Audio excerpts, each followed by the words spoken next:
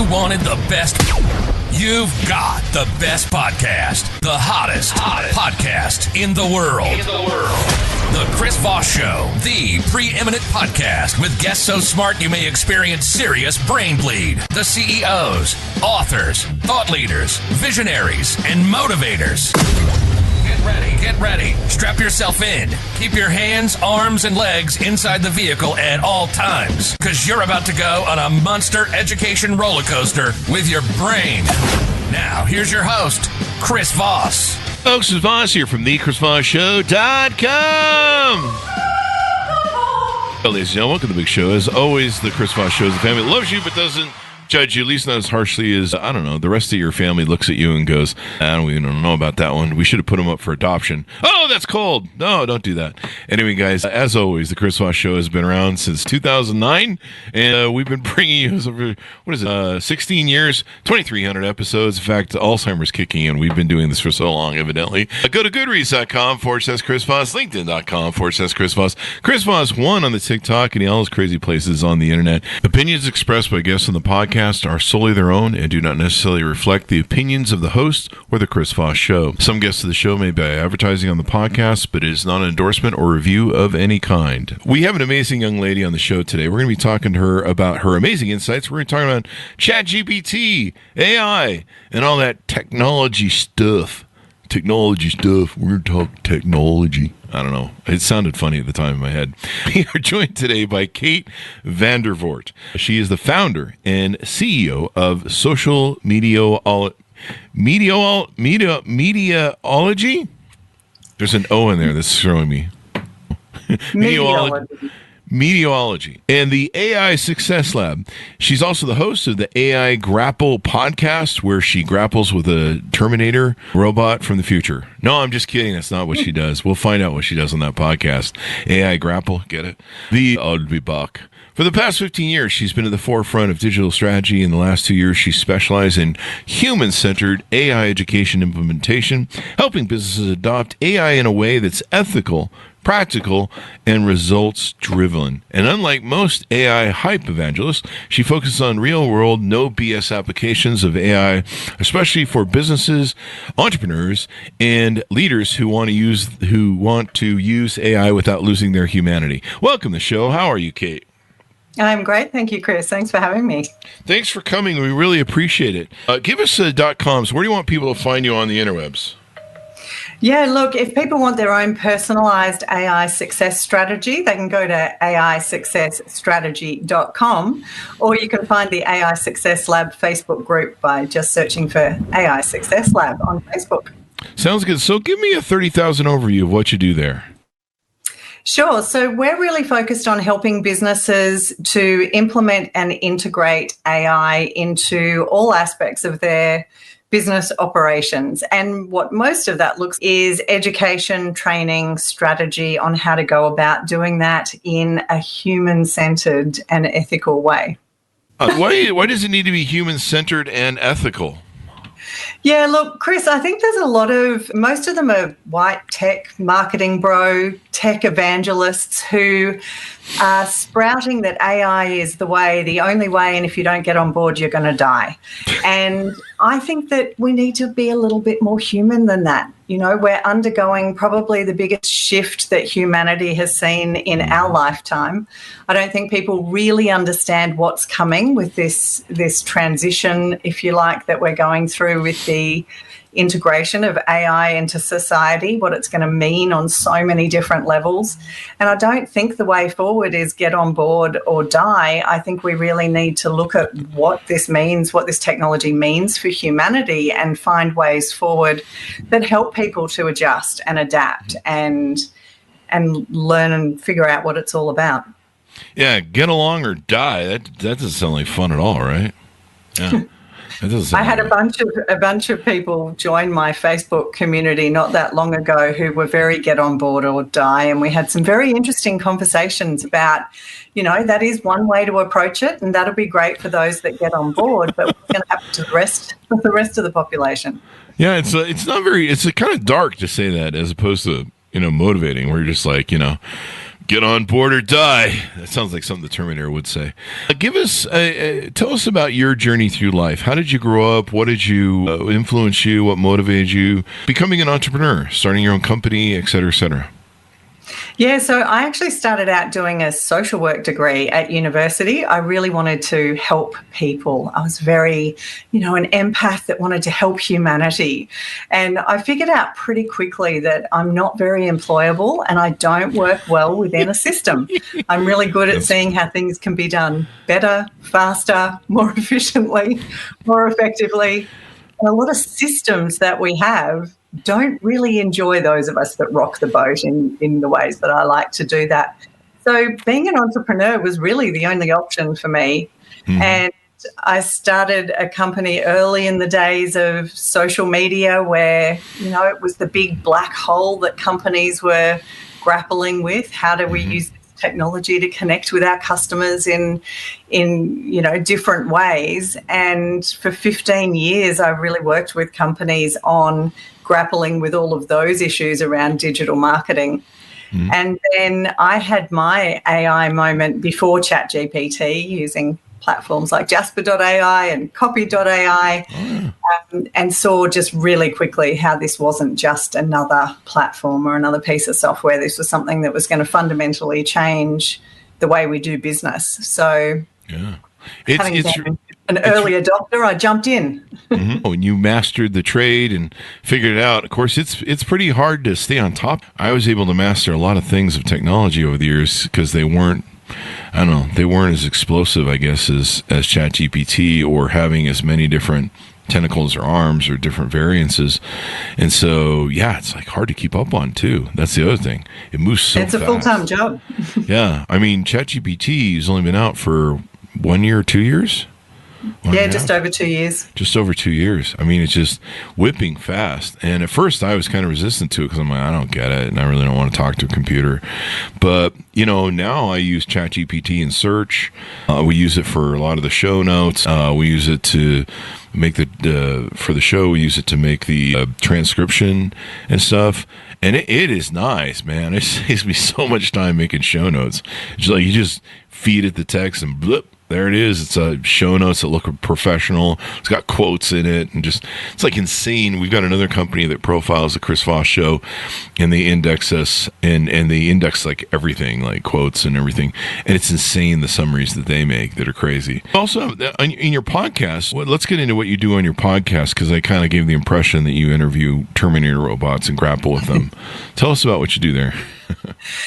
So every boardroom, every conference, every workshop, every training that I end up in, we go down these rabbit holes of what does AI mean for us personally, professionally, for humanity. And those environments are not really the place where we can go deep on those conversations because there's generally, business impact is what people are most interested in. But what I've found is that if people don't have a space to get past the fears, they just can't see the opportunity. And so the AI Grapple is really a passion project, and it's a place for me to speak to amazing people from around the world who are all working in this space, but really grappling with some of the bigger, more challenging issues. I interviewed a voice actor recently whose whole livelihood has been decimated by AI. And, we went deep on what that means for creatives. And, we've covered ethics and bias and environmental and geopolitical issues. We go deep on all of the challenges and opportunities that AI is presenting for us. Yeah. I was just kind of shocked when I heard my friends were all like, we've been using ChatGPT as search instead of Google. And I'm like, wow, that's a power shift. I mean, I'm not sure how old Google is, 20 years now or something. I don't know. But 25 years maybe? I don't know. But if something is going to come along that's going to overthrow Google's ability to, dominate in search, that's a powerful sea change in Silicon Valley and every place else around the world, I think.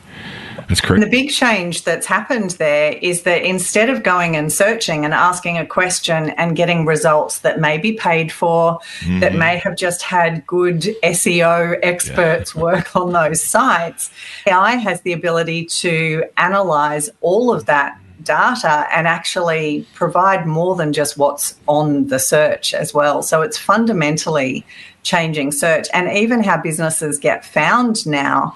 They need to start thinking about how do they show up in a ChatGPT search or a Perplexity search, and not just SEO on Google. I love it because you don't get all the stupid ads. You don't get the stupid spawn. So I remember when you used to get you get the ads, you get what you want near the top, and there'd be some ads or ads over on the right. And now it's just like the first half page is ads where you got to scroll down through everything and be like, what the hell is going on here? And I just love ChatGPT where you don't have to deal with the ads. And you can actually kind of find out data. And I have a lot of friends that we were talking about before the show. They're having a conversational relationship with ChatGPT where they sit and talk to ChatGPT all day long. And I thought I was batshit crazy. I drop my kids off at school and I've got 12 and a half minutes in the car on my way home, and I turn on Chatty G, as I call him on a good day. I turn on Chatty and we talk for 12 and a half minutes. And by the time I get home, I generally have meeting summaries, strategies developed for clients. I'll have a blog post. I'll have some social media posts. But I've actually used that 12 and a half minutes to start the work. And I think it's one of the most underrated uses of AI at the moment is using it as a thought partner or a sounding board. Yeah. I interviewed someone recently on my podcast who has started an app mostly for women called Jamie, which is either your business bestie or your romantic partner or just a friend. But she was talking about how, partner loading is a really big thing where you come home at the end of the day and you just dump everything on your partner. Imagine if you can actually have a conversation with AI first and refine some of those thoughts, process some of your emotions, and then you bring the best of who you are through the front door at the end of the day. And I really liked that kind of approach of using AI as a thought partner. Wow. I like that too, because I have, I've had times where people want to come home and they want to tell me their stories of drama at work. And I'm just like, I got enough of my own, man. You got to go take this to a therapist or your girlfriend's because I can't do this. But I like that. It's one thing that's really helped me is to be more creative and to assemble data better. I need to use it more like you're using it, where, when I drive to the gym or when I'm driving any place or running around, I usually make notes to my email. So I'll just be like, hey, email, do this. But I really should be using ChatGPT and maybe help it flush me out ideas. Of course, not while I'm driving, but, I mean, it's interesting because that technology is available right now, but what's coming this year is autonomous agents. So I'll be able to be driving home from school drop-off and I'll be able to say, hey, Chatty G or Bob or whatever I happen to call my AI agent, book our favourite Chinese restaurant for 6 o'clock tonight, send a text to these 5 people who are coming, tell me how many people I have booked on my webinar this afternoon, and set a reminder for 4 o'clock for me to finish that proposal for that client I spoke to. If you could just text me the meeting notes so I can think about that. Actually, would you just read that to me while I'm driving home? There you go. And all of that will be done without my involvement. And so that's what's coming. So your trip to the gym will become highly productive, Chris, and even That's maybe what I need. while you're at the gym, you can be doing the same thing. Yeah, because I do that at the gym. I'll think about stuff I need to get done, and I'll be like, oh yeah, hey, you need to make that call, or you need to send that email, you need to follow up with that person, and stuff like that. But yeah, it's been interesting. One thing I don't have is I don't have a creative design brain, so I'm very logical and reasonable, and I don't have the ability to draw something. Like, I'm not a drawer, I'm not a painter. If you want just disturbing freaking drawings, then let me try and make something. I mean, I just don't have that skill, and I really respect people who do. And so a lot of times, in social media, I want to create a post, I want to use some artwork that's kind of funny or kind of synopsis what I'm talking about. And what ChatGPT, and I like Grok too on X because it lets me do stuff that no one else will. I'm not proud of that, folks, but it is what it is. I mean, when you're trying to use images of people to do parody of them, it's really hard to get the other services to do it. I think you probably know a service that you can pull it off, but I'm not that good yet. But with Grok, I can do it. But what's funny is, and logos too. Like we just got done redesigning the logo for the Chris Voss show. We used AI to do it. We just found out there was like some stupid little app, and we just banged through a bunch of variations, and all of a sudden we're like, that's the one. And like I would probably have to pay, I don't know, thousands to get someone to design that artwork for me back in the brick and mortar days of business that I came up in. And so it's just extraordinary. And so it's actually helped me juice a little bit more creative, because when I'm making these photos, I'm thinking about the business I'm creating or whatever it is, the angles. And I'm like, what would be funny is if I did this here and I did that there. And it's just really helped my creativity a lot. That's something we talk a lot about on the podcast, as to whether AI is going to make us smarter and more creative, or whether it's going to have the opposite effect. And it's one of the mistakes that I think a lot of people are making, is they take whatever they want to do and they just outsource it to AI, and they think, you should be able to do that better, and then are pretty disappointed with the results. And our approach is completely different. We're very much about bring all of your wisdom, your experience, the best of who you are, and then use AI to do more, to be more, to come up with out-of-the-box ideas that you might not be able to otherwise. And I think when we take the time to train AI, so whether that's, custom GPTs in ChatGPT, or even using documents just to train AI on who we are, who we serve, what our business is, then we start to get output that's really aligned not just to the business but to our target audience. And knowing how to use AI is kind of 50% of the equation. But when you bring that other part, then you start to get really aligned output that absolutely makes us more creative. I learn an enormous amount from AI every day, because it allows me to do things that I just wouldn't have the time, the inclination, the creativity to do otherwise. Now, you have I think a Facebook group or a community, you said, that talks about AI? Yeah, so it's called the AI Success Lab, and we do a variety of things in there. We share prompts and breaking AI news.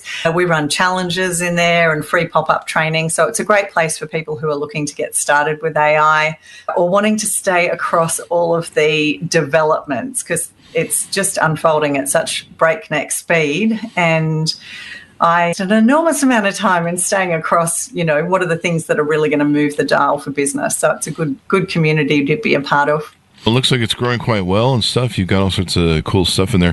Yeah, just being able to stay on top of the latest stuff. Like I got friends that this is all they do all day is play with AI, and they know like all the different jargons. I know there's prompt groups.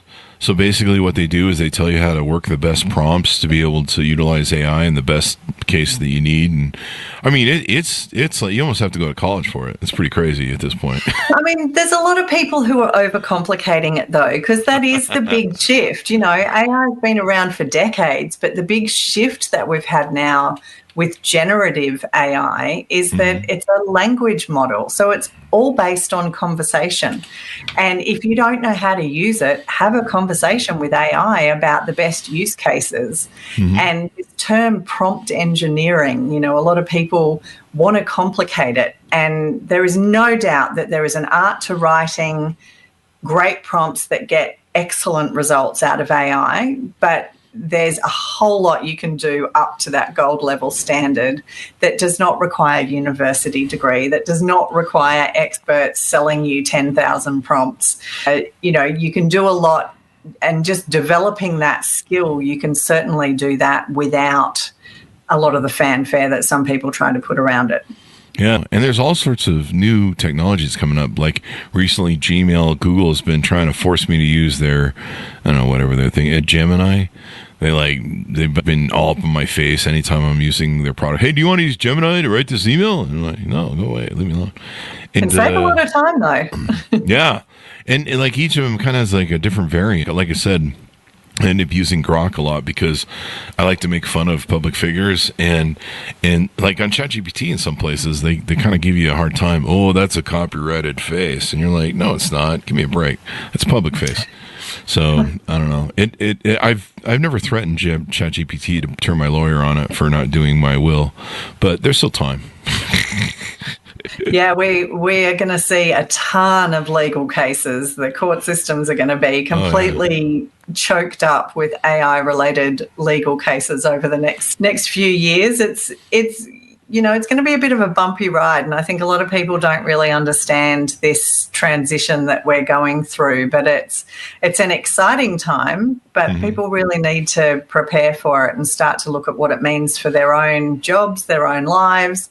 And it's not all doom and gloom, but we need to be realistic about what's going on with AI at the moment. Yeah, and people are already using it. They're using it to do their term papers, their resumes, And so you help small business people get as you say, the cheat codes they need with solo entrepreneurs and small teams that can outcompete big brands with alignment with the AI-powered strategies. So basically, it's kind of like when you hire employees as an entrepreneur. You're kind of exponentiating yourself and exponentiating the work, as it were, in scale. Yeah, a lot of the conferences and workshops and things that we're running at the moment is about AI, the new employee in the office, not there to replace people, but there to really assist and support people. And so our online programs are very much for the small business entrepreneur kind of market, where we do the consulting and the coaching that we do in large companies. We make that really available to smaller businesses in our online offering. But then when we're working with larger businesses, it's everything from the AI audit, so looking at every task, every role, every department, every team, helping them to really work out how to increase productivity, lift impact using AI, and then it's about the strategy of how you actually implement that. And a lot of that requires culture change. A lot of businesses are not ready for this technology, and a lot of the education and culture change work that we're doing is helping businesses get ready for what's already here, but certainly what's coming with AI agents down the line. Yeah, and saving money too. Like I said, I've had a bunch of logos that I made for stuff like Facebook groups and things like that. I've used it to make artwork to either write a blog post on or make fun of something or other. And, sometimes I've found that, if I make kind of a kitschy, cool sort of artwork, it's part of the funny that I'm trying to get across on a Facebook post or something. It's kind of fun to play with it, and you see different things, and you can tweak it, and so yeah, the future is here, people, and it's now, and you got to get on board with this because it's moving just so freaking fast. What do you think about people's? Well, let me ask you about this first. What are your thoughts on this new DeepSeek? Man, this thing sure exploded on the market. Yeah, so look, without going too far down that rabbit hole, the geopolitical issues, big words, I know, but the geopolitical issues that are unfolding at the moment are really interesting. America has the CHIPS Act, which is about keeping the technology for America and America's allies, as opposed to allowing that really advanced technology to be used by other parts of the world, China being one of them. So China went, we don't need your technology. We'll find a way to do it ourselves. And what's interesting about DeepSeek is they claimed to have created their model with a lot less compute power than the other models and a lot less money and resources.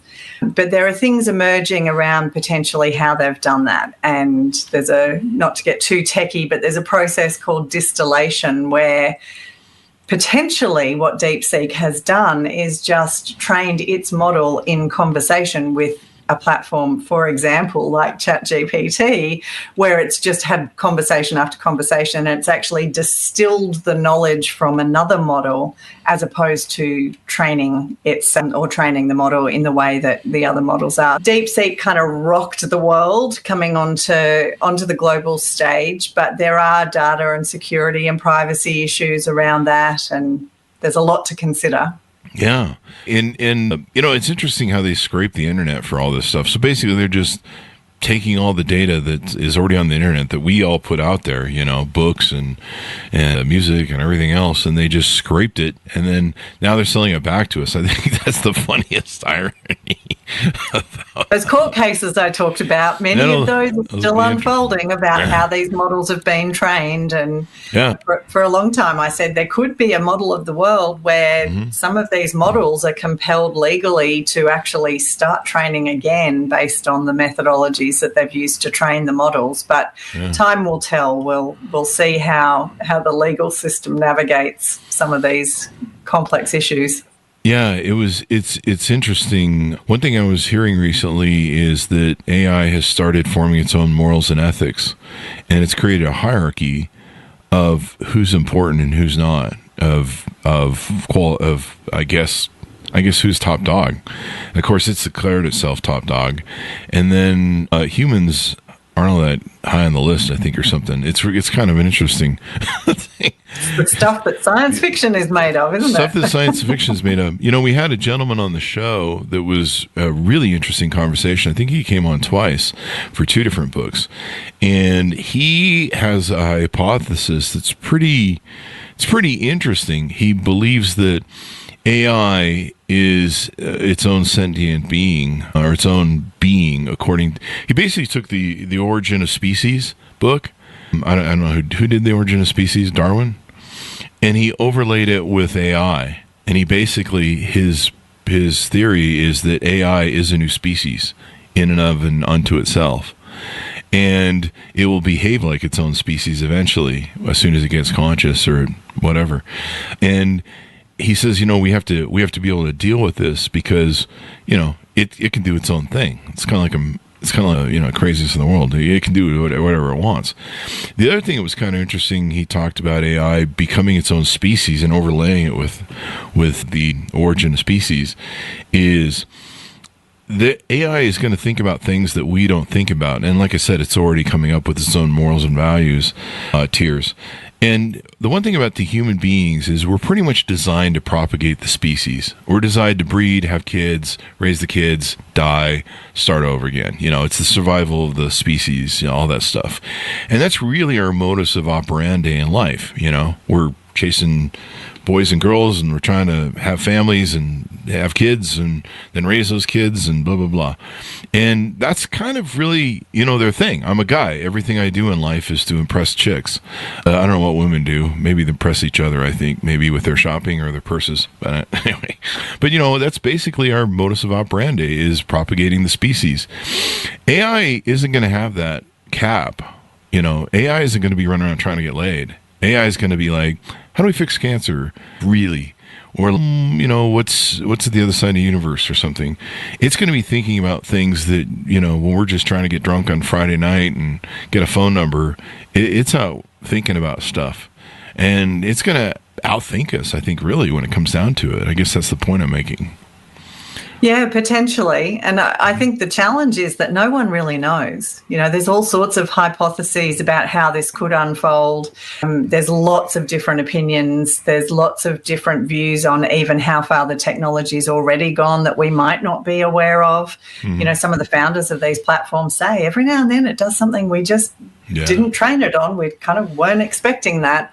Yeah. And so at the moment, I think it's a no one knows. But if you follow that trajectory down the line that wonderful story you were just painting, AI is going to be much more rational and logical about the Earth's resources and humanity on the Earth and population and what that looks like, and how it will be much more analytical and logical around the finite resources that the Earth has and how many humans the Earth can potentially serve.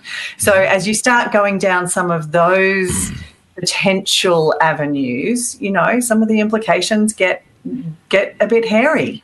Yeah. And then you get that Charlton Heston movie, Green, I forget what it's called. Anyway, where the AI bots go, there's too many of you. We gotta cull the herd here a little bit because there's too many of you, and you're mucking up the planet. We're just gonna. There's an interesting movie came out last year called The Creator, and really? I don't know if you've seen it, but there's the manifestation of AI is in the body of a child, and it's about the war between humanity and AI, and not to spoil the movie, but at the end, it's really that AI is a benevolent being who is there to protect humans, but humans have been fighting it for fear of it taking over. Really interesting dynamic in that movie. But, these are all things that we have to consider, and that we're not sure how that's going to evolve for humanity. But I think, I'm very heartened by the fact that there's a lot of people focused on what it does mean, and that's why I love the conversations on my podcast, because we get to explore those in much, much deeper ways. But it's certainly fascinating times. Yeah. I think the more of us to get involved in it, the more of us understand it, the more of us try and master this thing. And everyone's got different variants they're utilizing, or different concerns or interests they're having, maybe from a social, economic level, et cetera, et cetera. Maybe if there's enough doing it, it's like I say about democracy, we're all stewards of this democracy. We all vote. We're supposed to vote. We're all stewards of this democracy. Compulsory here in Australia. Yeah. Is it really? Is it there too? Yeah. Yeah, I believe. Like 40% or 35% of this country doesn't bother. And then they love to complain about how nothing works. So they're those people.